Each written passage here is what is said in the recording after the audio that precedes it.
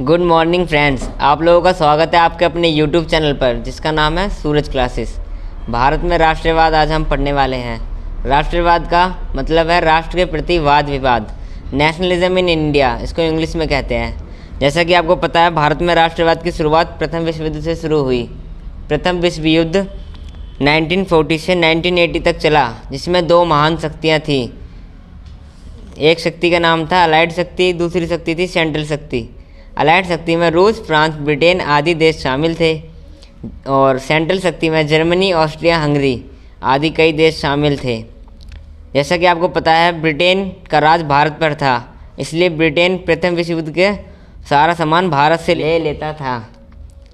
प्रथम विश्व युद्ध के दौरान भारत पर भी कई प्रभाव पड़े, जैसे टैक्स बढ़ाए गए, ज़रूरत के सामान की कीमत बढ़ने लगी और फसल खराब होने लगी, क्योंकि ब्रिटेन भारत सरकार से नील की खेती करवाता था और गांव के लोगों को फ़ौज में ज़बरदस्ती भर्ती करने लगा। भुखमरी आ गई थी। भुखमरी किस कारण से आई? क्योंकि ब्रिटेन ने टैक्स बढ़ाए थे और फसल खराब हो चुकी थी और गांव के किसानों को ज़बरदस्ती फ़ौज में भर्ती करने की वजह से खेती नहीं हो पा रही थी, इसलिए लोग भूख के कारण मरने लगे।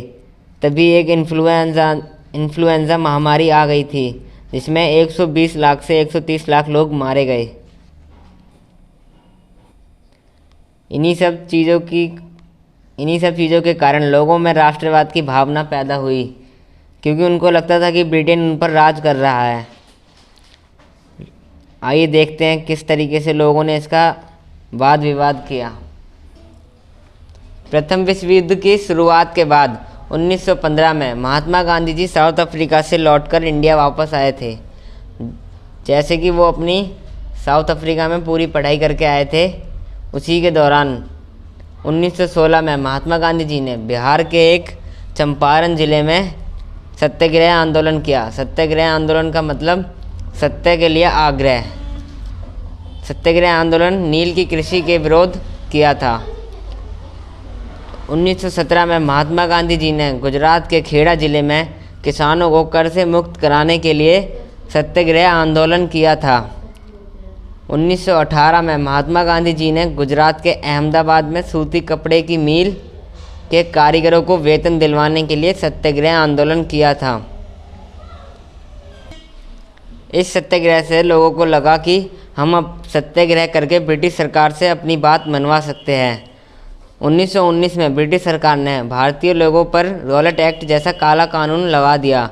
रॉलेट एक्ट एक ऐसा कानून था जिसमें राजनीतिक कैदियों को 2 साल तक बंदी बनाया जा सकता है, बिना किसी परमिशन के, बिना किसी केस के। 13 अप्रैल 1919 में जलियांवाला बाग हत्याकांड हुआ, जिसमें हज़ारों लोग मारे गए। आइए देखते हैं जलियांवाला बाग हत्याकांड हुआ किस कारण। जलियांवाला बाग हत्याकांड होने का मुख्य कारण जनरल डायर था, जिसने एक ऑर्डर पास किया था। इस ऑर्डर में ब्रिटिश सेना को अंधाधुंध गोलियां चलाने का ऑर्डर दिया गया था। तभी जलियांवाला बाग में इकट्ठे हुए लोगों पर जनरल डायर ने अंधाधुंध गोलियां चलवा दी, जिसमें 1000 से ज़्यादा लोग मारे गए थे। इस हत्याकांड के कारण लोग ब्रिटिश सरकार के खिलाफ हो गए और धरना प्रदर्शन जैसे रैलियां और हमले करने लगे।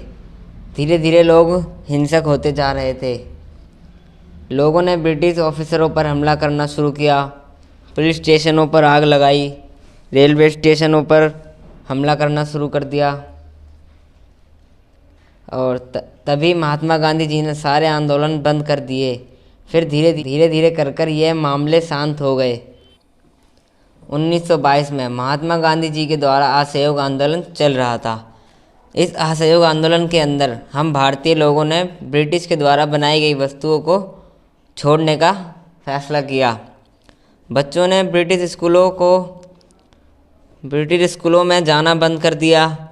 सरकारी दफ्तरों में ताले लगने लगे। अब लोग भारतीय वस्तुओं का चयन करने लगे थे।